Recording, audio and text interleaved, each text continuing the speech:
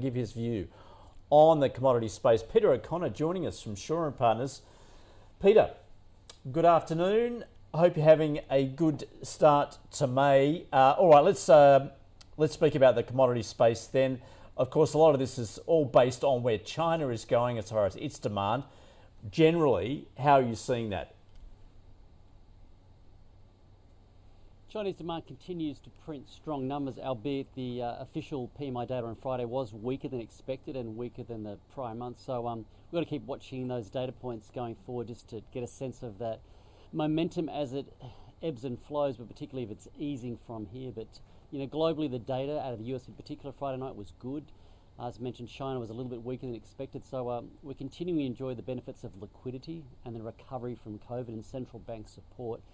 But China, given they were first out, it's important to watch where they're going and how their stimulus is tracking from here. But just interesting that steel's a great barometer for activity, and you mentioned copper, Dr. Copper as well, so they're key to watch going forward. But that PMI data on Friday, we'll be able to marry that with what's happened in steel in the last month. That data comes out in about 2 weeks' time. It feels like it's going to be a little bit softer based on that PMI data, but again, we've got to wait another 2 weeks, given the May Day holiday this week, to see that data point. But things travelling okay. Momentum's our friend at the moment, but we've got to be vigilant. Okay, vigilant momentum is your friend. So are you stock picking when it comes to this space? What are you liking?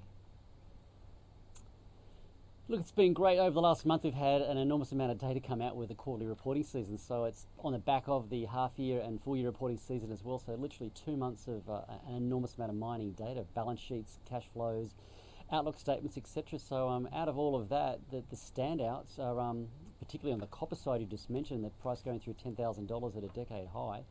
The standout has been Oz Minerals, a great company, great story, and from $3 a share in 2015, it's been an extraordinary journey. But the one that's lagged, and the one I like from here, and given the good results over the last month or two, is Sandfire. It actually has been the best performing stock during the quarterly reporting season post its report. It put in about 23% over the last 2 or 3 weeks, given its good results, upgraded guidance, improved outlook, and also the market's starting to understand where it's going with future projects and production profiles. So that's kind of the standout in the copper space, following Dr. Copper on that momentum thematic.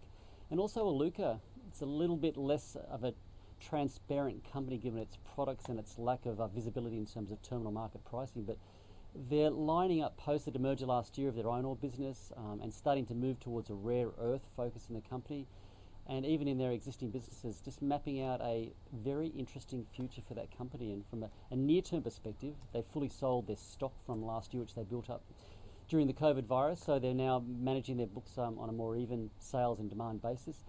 And that overhang's not there, and prices are starting to recover, and their peer group are also suggesting the same thing. So Iluka's looking good from a momentum perspective as well, and some good structural developments in the company in both rare earths but also their existing businesses. So they were the two standouts. They're the ones I like going to the next quarter, but South 32, a call out to that one as well, and Evolution, the other two that upgraded guidance and also mapped out some pretty good pathways over the next quarter or so. Okay, so there's, 4 to consider then: Sandfire, Iluka, South 32 and Evolution. Peter, how about some of the biggies? For instance, BHP and where it's going at the moment.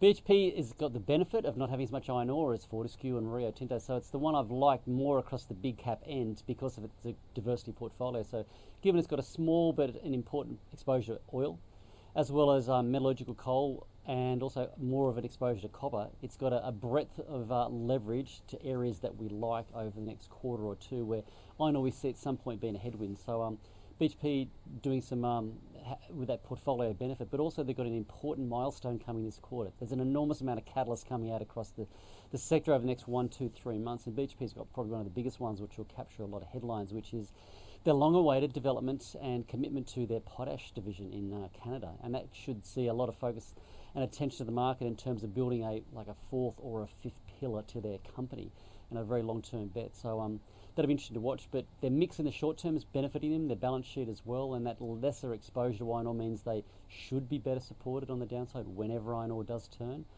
And from a perspective of operations and management, they just seem to be doing much better than they have been over recent years, and they're avoiding some of the pitfalls of Rio, be it management or heritage issues.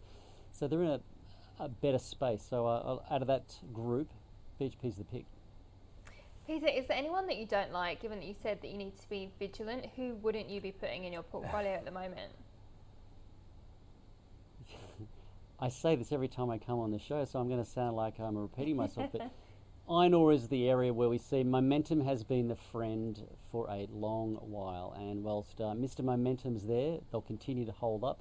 Albeit, it's interesting, the iron ore names, they gave back about 20% of their performance over the back end of February and March into early April. So even with iron ore prices which are near decade highs, and last week we struck a record, it doesn't necessarily mean your share price will go higher. So the area I watch most vigilantly every day to try and see where is it going and am I wrong, what do I need to reconsider, it'd be the iron ore space, because when the iron ore price does roll, it will roll quite meaningfully and that'll have a direct impact on the equities. So watch that space. I've been early calling it, but it is going to happen. It's just a function of when. So that would be the standout watch at the moment in terms of be alert.